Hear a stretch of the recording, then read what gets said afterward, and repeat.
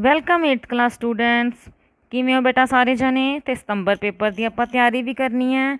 6.3 ਤੇ ਆ ਗਏ ਆਪਾਂ। ਫਟਾਫਟ ਇਹਨੂੰ ਸਮਝ ਲਓ ਤਾਂ ਕਿ ਆਪਣਾ ਨਾਲ ਦੀ ਨਾਲ ਹੋਰ ਵੀਡੀਓਜ਼ ਮੈਂ ਅਪਲੋਡ ਕਰਦੀ ਰਹਾਂ। ਠੀਕ ਹੈ ਬੇਟਾ? ਤਾਂ let's learn with easy tricks ਨਾਲ ਪੜ੍ਹਨਾ ਕਿਵੇਂ ਲੱਗ ਰਿਹਾ ਇਹ ਵੀ ਦੱਸਣਾ। ਤਾਂ ਬਿਨਾਂ ਕਿਸੇ ਦੇਰੀ ਤੋਂ ਬੇਟਾ ਆਪਾਂ ਸ਼ੁਰੂ ਕਰਦੇ ਹਾਂ exercise 6.3। First question, what could be the possible ones digit of the square root of each of the following numbers? Punjabi ਦੇ ਵਿੱਚ ਕੀ ਹੈ ਬੇਟਾ? ਇਹ ਕਹਿੰਦੇ ਇਹਨਾਂ ਹੇਠ ਲਿਖੀਆਂ ਸੰਖਿਆਵਾਂ ਦਾ ਜਦੋਂ ਵਰਗਮੂਲ ਕੱਢਾਂਗੇ ਉਹਨਾਂ ਦੇ ਇਕਾਈ ਦਾ ਅੰਕ ਕੀ ਹੋਵੇਗਾ। ਤਾਂ ਸਟੇਟਮੈਂਟਸ ਰਕਮਾਂ ਨੂੰ ਧਿਆਨ ਨਾਲ ਦੇਖ ਲਓ ਬੇਟੇ, ਕਿਉਂਕਿ ਇਸ ਤੋਂ ਬਾਅਦ ਮੈਂ ਇਸ ਤੋਂ ਨੈਕਸਟ ਸ਼ੀਟ 'ਤੇ ਜਾ ਰਹੀ ਹਾਂ। ਹਾਂਜੀ, ਤਾਂ ਬੇਟਾ ਦੇਖੋ ਇਹਦੇ ਵਿੱਚ ਕੀ ਹੈ ਆਪਣੇ ਕੋਲ। ਫਸਟ ਸਮ ਸੀਗਾ 9801। ਜਦੋਂ ਆਪਾਂ ਇਹਦਾ ਵਰਗਮੂਲ ਕੱਢਾਂਗੇ ਤਾਂ ਉਹਦੇ ਇਕਾਈ ਦੇ ਅੰਕ 'ਤੇ ਕੀ ਹੋਊਗਾ? ਯੂਨਿਟ ਡਿਜਿਟ ਕੀ ਹੋਊਗਾ? ਯੂਨਿਟ ਡਿਜਿਟ ਕਿਹਦਾ? Of square root. ਪੰਜਾਬੀ ਦੇ ਵਿੱਚ ਕੀ ਲਿਖਾਂਗੇ? ਵਰਗਮੂਲ ਦਾ ਇਕਾਈ ਦਾ ਅੰਕ। ਇਹ ਮੈਂ ਸਿਰਫ ਇੱਕ ਸਵਾਲ ਦੇ ਵਿੱਚ ਤੁਹਾਨੂੰ ਲਿਖ ਕੇ ਦਿਖਾ ਰਹੀ ਹਾਂ। ਨੈਕਸਟ ਵਿੱਚ ਤੁਸੀਂ ਆਪਣੇ ਆਪ ਲਿਖਣਾ। ਠੀਕ ਹੈ? ਵਰਗਮੂਲ ਦੀ ਇਕਾਈ ਦਾ ਅੰਕ। ਤਾਂ ਰਾਜੇ ਧਿਆਨ ਦਿਓ, ਜੋ ਗਿਵਨ ਸਟੇਟਮੈਂਟ ਹੈ, ਜੋ ਗਿਵਨ ਰਕਮ ਹੈ, ਉਹਦਾ ਇਕਾਈ ਦਾ ਅੰਕ ਕਿੰਨਾ? 1। ਤਾਂ 1 ਜਿਹੜਾ ਹੈ ਉਹ ਕਿਹਦਾ ਸਕੇਅਰ ਕਰਕੇ ਆਇਆ ਹੁੰਦਾ? ਇੱਕ ਆਨਸਰ ਕਿਹੜੀ ਰਕਮ ਨੂੰ ਕਿਹੜੀ ਰਕਮ ਨਾਲ ਵਰਗ ਕਰਕੇ ਆਇਆ ਹੁੰਦਾ? ਤੁਸੀਂ ਕਹੋਗੇ 1 ਏਕਮ 1 ਹੁੰਦਾ। ਹਾਂਜੀ ਠੀਕ ਹੈ। ਇੱਕ 9 ਨੂੰ 9 ਨਾਲ ਗੁਣਾ ਕਰੋਗੇ ਤਾਂ ਵੀ 81 ਆਉਂਦਾ। ਇਹਦਾ ਮਤਲਬ ਪਿਛਲਾ ਅੱਖਰ 1 ਆਉਂਦਾ। ਤਾਂ ਇਸ ਕੁਐਸਚਨ ਦੇ ਰਾਜੇ ਦੋ ਆਨਸਰ ਹੋਣਗੇ ਵੀ ਜਾਂ ਤਾਂ ਉਸ ਰਕਮ ਦਾ ਜਿਹੜਾ ਯੂਨਿਟ ਡਿਜਿਟ ਹੈ ਉਹ 1 ਹੋਊਗਾ ਜਾਂ ਫਿਰ ਉਹ 9 ਹੋਊਗਾ। ਕਿਉਂਕਿ ਦੋਨਾਂ ਦਾ ਵਰਗ ਕਰਨ 'ਤੇ ਪਿਛਲਾ ਅੱਖਰ ਹੈ ਜਿਹੜਾ ਉਹ 1 ਆਉਂਦਾ। ਕਲੀਅਰ ਹੋ ਗਿਆ ਬੇਟਾ ਆਪਾਂ ਨੂੰ ਇਹ ਕੁਐਸਚਨ? ਦੇਖੋ 1 ਦਾ ਸਕੇਅਰ ਕਰਾਂਗੇ ਤਾਂ ਵੀ 1 ਆਉਂਦਾ ਹੈ, 9 ਦਾ ਸਕੇਅਰ ਕਰਾਂਗੇ ਤਾਂ ਵੀ ਇਕਾਈ ਦਾ ਅੰਕ 9 ਹੀ ਆਉਂਦਾ। ਕਲੀਅਰ ਹੈ? ਹੁਣ ਆਪਾਂ ਇੱਦਾਂ ਹੀ ਇਹਦੇ ਨਾਲ ਦੇ ਸਾਰੇ ਕੁਐਸਚਨਸ ਕੰਪਲੀਟ ਕਰ ਲੈਂਦੇ ਹਾਂ। ਹਾਂਜੀ, ਤੇ ਸੈਕਿੰਡ ਕੁਐਸਚਨ ਦੀ ਦੇਖੋ ਕੀ ਸਟੇਟਮੈਂਟ ਹੈ। ਆਪਾਂ ਨੇ ਪਤਾ ਕਰਨਾ ਹੈ ਵੀ ਇਸ ਰਕਮ ਦਾ ਜਦੋਂ ਵਰਗਮੂਲ ਕੱਢਾਂਗੇ ਤਾਂ ਇਕਾਈ ਦਾ ਅੰਕ ਕੀ ਹੋਏਗਾ। ਤਾਂ ਫਸਟ ਆਪਾਂ ਕੀ ਦੇਖਣਾ ਹੈ? ਇਕਾਈ ਦਾ ਅੰਕ ਰਕਮ ਦਾ ਕੀ ਹੈ? 6। ਤਾਂ ਹੁਣ ਸੋਚੋ ਰਾਜੇ, ਜਿਹੜਾ 6 ਹੈ ਉਹ ਕਿਹਨੂੰ ਆਪਣੇ ਨਾਲ ਹੀ ਸਕੇਅਰ ਕਰਨ 'ਤੇ ਆਇਆ? ਮਤਲਬ ਕਿਹੜੀ ਰਕਮ ਨੂੰ, ਕਿਹੜੀ ਰਕਮ ਦਾ ਵਰਗ ਬਣਦਾ ਜਾਂ ਵਰਗ ਦਾ ਇਕਾਈ ਦਾ ਅੰਕ ਬਣਦਾ? ਹਾਂਜੀ, ਤਾਂ ਚੌਕਮ ਚੌਕੀ 16। ਤਾਂ ਇਹਦੇ ਪਿੱਛੇ ਵੀ ਦੇਖੋ 6 ਆਇਆ। ਤਾਂ ਇਹਦਾ ਮਤਲਬ 4 ਦੇ ਵਰਗ ਦਾ ਇਕਾਈ ਦਾ ਅੰਕ 6 ਹੈ। ਅਤੇ ਛੀਕਮ ਛੀਕੀ ਕਿੰਨਾ ਹੁੰਦਾ? 36। ਉਹਦੇ ਵੀ ਇਕਾਈ ਦਾ ਅੰਕ ਕਿੰਨਾ ਆਇਆ? 6। ਤਾਂ ਇਸ ਦਾ ਮਤਲਬ ਹੈ ਰਾਜੇ ਵੀ ਜੋ ਵੀ ਇਹ ਵਰਗ ਬਣਿਆ ਤਾਂ ਉਹ ਕਿਹੜੀ ਰਕਮ ਦਾ ਬਣਿਆ? ਉਹਦੇ ਪਿੱਛੇ ਜਾਂ ਤਾਂ 4 ਹੋ ਸਕਦਾ ਜਾਂ 6 ਹੋ ਸਕਦਾ। ਤੁਹਾਨੂੰ ਵਰਗ ਅਤੇ ਵਰਗਮੂਲ ਬਾਰੇ ਦਾ ਡਿਫਰੈਂਸ ਤਾਂ ਪਤਾ ਹੈ ਨਾ। ਜਦੋਂ ਆਪਾਂ ਕਰਦੇ ਹਾਂ ਬੇਟਾ ਵਰਗ ਤਾਂ ਉਹ ਤਾਂ ਹੁੰਦਾ ਉਸੇ ਰਕਮ ਨੂੰ ਉਸੇ ਰਕਮ ਨਾਲ ਗੁਣਾ ਕਰਨਾ, ਅਤੇ ਵਰਗਮੂਲ ਹੁੰਦਾ ਕਿ ਜੋਟੇ ਬਣਾ ਕੇ ਉਹਦਾ ਇੱਕ ਸਿੰਗਲ ਅੱਖਰ ਲਿਖਣਾ ਵੀ ਹਾਂ ਉਹ ਕਿਹੜੀ ਸੰਖਿਆ ਸੀ ਜਿਹਨੂੰ 2 ਵਾਰ ਗੁਣਾ ਕਰਨ 'ਤੇ ਇਹ ਵਰਗ ਬਣਿਆ। ਡਿਫਰੈਂਸ ਪਤਾ ਲੱਗ ਗਿਆ? ਹੁਣ ਆਪਾਂ ਨੂੰ ਇੱਥੇ ਉਲਟਾ ਪੁੱਛ ਰਹੇ ਹਾਂ, ਵਰਗ ਕਰਕੇ ਦਿੱਤੀ ਹੋਈ ਸੰਖਿਆ ਆਪਾਂ ਪਤਾ ਕਰਨਾ ਵੀ ਜਿਹੜੀ ਸੰਖਿਆ ਨੂੰ ਵਰਗ ਕੀਤਾ ਗਿਆ ਉਹਦੇ ਯੂਨਿਟ ਡਿਜਿਟ ਕੀ ਹੋਊਗਾ। ਤਾਂ ਆਪਾਂ ਕਹਿ ਦਾਂਗੇ ਉਹਦਾ ਯੂਨਿਟ ਡਿਜਿਟ ਜਾਂ ਤਾਂ 4 ਹੋਊਗਾ ਜੀ ਜਾਂ 6 ਹੋਊਗਾ। ਕਲੀਅਰ ਬੇਟਾ? ਤਾਂ ਇਸ ਤੋਂ ਨੈਕਸਟ ਕੁਐਸਚਨ ਕਰਦੇ ਹਾਂ। ਇਸ ਤੋਂ ਨੈਕਸਟ ਰਕਮ ਹੈ ਆਪਣੇ ਕੋਲ 998001।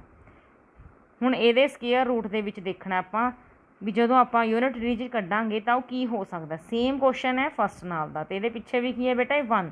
ਤੁਸੀਂ ਹੁਣ ਬਿਨਾਂ ਸੋਚੇ ਆਨਸਰ ਵੀ ਦੇ ਸਕਦੇ ਹੋ ਵੀ 1 ਜਾਂ 9 ਹੀ ਹੋਊਗਾ ਜੀ, ਕਿਉਂਕਿ ਹੁਣ ਤਾਂ ਆਪਾਂ ਨੂੰ ਯਾਦ ਹੋ ਚੁੱਕਿਆ 1 ਦਾ ਸਕੇਅਰ 1 ਹੈ, 9 ਦਾ ਸਕੇਅਰ 1 ਹੈ। ਠੀਕ ਹੈ ਜੀ? ਤਾਂ ਲਾਸਟ ਕੁਐਸਚਨ ਰਹਿ ਗਿਆ, ਉਹ ਬਹੁਤ ਈਜ਼ੀ ਹੈ। ਦੇਖੋ ਆਹ ਸਟੇਟਮੈਂਟ ਹੈ, ਇਹ 0 ਹੈ ਇੱਥੇ। ਇਹਦੇ ਪਿਛਲਾ ਅੰਕ ਕੀ ਹੈ? 5। ਤਾਂ 5 ਬੇਟਾ ਸਿਰਫ 5 ਆਰ 25 ਦੇ ਪਿੱਛੇ ਹੀ ਆਉਂਦਾ ਹੈ। ਠੀਕ ਹੈ? ਤਾਂ ਇਹਦੀ ਇਕਾਈ ਦਾ ਅੰਕ ਕੀ ਹੋਊਗਾ? 5। ਤਾਂ ਇਹਨੂੰ ਲਿਖਾਂਗੇ ਕਿਵੇਂ ਆਨਸਰ ਨੂੰ? ਯੂਨਿਟ ਡਿਜਿਟ ਆਫ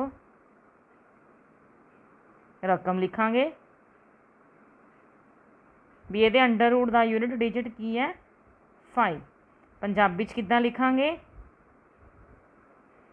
ਪਹਿਲਾਂ ਰਕਮ ਲਿਖ ਲਓ ਸਾਰੀ ਦੇ वर्गमूल की तो वैसे साइन भी पाता आप, इकाई का अंक, इत्थे वर्गमूल ना ही लिखे क्योंकि अपन साइन पाता ना भी वर्गमूल इन्ना दा इकाई का अंक की है 5। ठीक है बेटा जी, समझ आ गया। ओके, हुण आपां इस तो नैक्सट सैकेंड क्वेश्चन करते हैं। हाँ जी, सैकेंड क्वेश्चन की रकम पढ़ो। विदाउट एनी कैलकुलेशन, की कह रहा है without doing any calculation find the numbers which are surely not perfect squares. कहते कोई कैलकुलेशन नहीं करनी, बिना कैलकुलेशन दे दसो कि जड़ियाँ ये रकमां ने बेटा उन्हां दा वो परफेक्ट स्केयर हैगियां ने कि नहीं। तो आपां नूं पंजाबी दे विच की पुछिया भी यह पूर्ण वर्ग हैगियां ने कि नहीं। तो राजे बिल्कुल फस्ट वीडियो दे विच मैं तुहानूं दस्सिया सी कि जे किसी संख्या दे इकाई का अंक 2, 3, 7 जां 8 हुंदा है तो वह कदे भी पूर्ण वर्ग नहीं हो सकती। ठीक है, आपां यही गल हुण इन्हां सवालों दे विच पहचाननी है। रकमां देख लो, इस तो बाद मैं नैक्सट शीट ते चलदी हां। हाँ जी, देखो बिल्कुल वेरी फस्ट शीट अपनी, ये विच फस्ट क्वेश्चन है 153। तो आप लिखांगे भी ये तो पिछे 3 आ गया, यूनिट डिजिट कितना है 3, तो यह तो फिर किसी का वर्ग हो ही नहीं सकता। तो आप पहला लिखांगे बेटा 153 is not a perfect square, यह पूर्ण वर्ग संख्या नहीं है। एक सवाल दे विच मैं लिख रही हाँ, वर्डिंग नोट कर लियो, बाकी सवालों के विच भी तुसीं यही वर्डिंग लिखनी है। ठीक है, यह पूर्ण वर्ग नहीं है। हुण रीज़न भी देना पऊगा आपां नूं भी क्यों नहीं है, आपां रीज़न देवांगे as a number ending in 2, 3, 7 और 8 is never a perfect square. ठीक है जी, पंजाबी की लिखोगे, हाँ जी पंजाबी च लिखांगे जिन्हां संख्यावां दा इकाई का अंक 2, 3, 7 जां 8 हुंदा है ओह पूर्ण वर्ग नहीं हो सकदियां, ओह पूर्ण वर्ग नहीं हो सकदियां या नहीं हुंदियां, एवें लिख सकते हैं। देखो सौखा क्वेश्चन सी, जे तुहानूं रूल याद सी। रूल की है कि जिहड़ा भी नंबर 2, 3, 7 या 8 ते खत्म होगा वह परफेक्ट स्केयर नहीं होगा। इसदा रीज़न भी मैं तुहानूं पहली वीडियो दे विच दस्सिया सी भी क्यों ये 2, 3, 5, 7 ते 8 नहीं हुंदे। ठीक है जी, चलो हुण आपां देखदे हां अपने किहड़े-किहड़े होर सम्स ने। हाँ जी, देखो दूसरा क्वेश्चन हैगा अपने को 257। तो 257 ये तो पिछे देखो की है 7, तो इनू भी आप कहांगे नहीं हो सकता। पहला भी नहीं सी, रीज़न उही सेम देना, वर्डिंग उही सेम लिखनी है। ये भी नहीं हो सकता क्योंकि यदा इकाई का अंक की है 8। अपने किहड़े-किहड़े अंक ने 2, 3, 7 ते 8, जे ये दिख जान तो परफेक्ट स्केयर नहीं बनता बेटा। लास्ट हैगा 441, आप कहांगे यस यह परफेक्ट स्केयर नंबर हैगा। किहदा स्केयर है बेटे ये 21 का। ठीक है जी, हुण अपना आ गया थर्ड क्वेश्चन। थर्ड क्वेश्चन ध्यान नाल पढ़ो। Find the square root of 100 and 169 by the method of repeated subtraction. Repeated subtraction Punjabi की लिखा होगा लगातार घटाओ विधि। की लिखा होगा बेटा लगातार घटाओ विधि राही वर्गमूल पता करो। ठीक है, हुण देखो रकमां 100 तो 169 है। आपां नैक्सट शीट पर चलते हैं तो इनू सॉल्व करते हैं। हाँ जी, पहला हैगा अपने को 100। लगातार घटाओ विधि दे विच बेटा आपां हमेशा घटाउणियां हुंदियां ने टांक संख्यावां, वो भी किहड़ियां लगातार। लगातार टांक संख्यावां घटाई जाणियां ने ऑड नंबरस।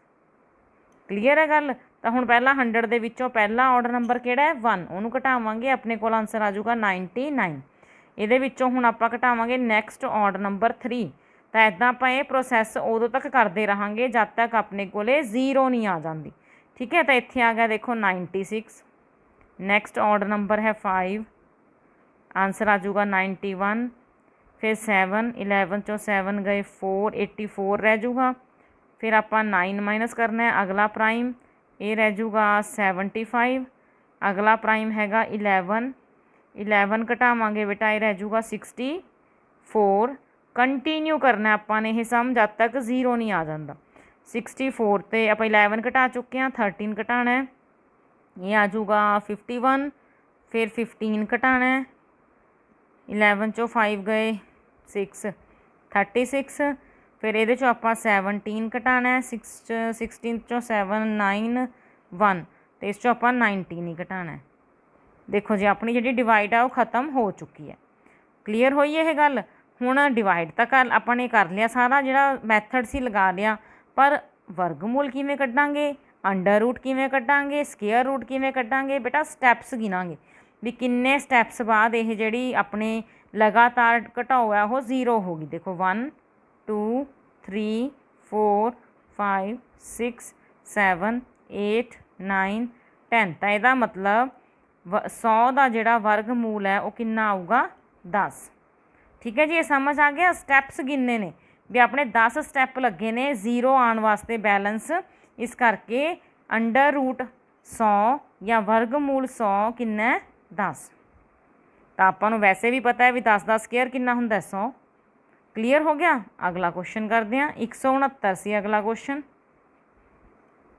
169। ਤਾਂ ਲਗਾਤਾਰ ਟਾਂਕ ਸੰਖਿਆਵਾਂ ਘਟਾਉਂਦੇ ਜਾਵਾਂਗੇ। ਪਹਿਲਾਂ 1 ਘਟਾਇਆ 168, ਫਿਰ 3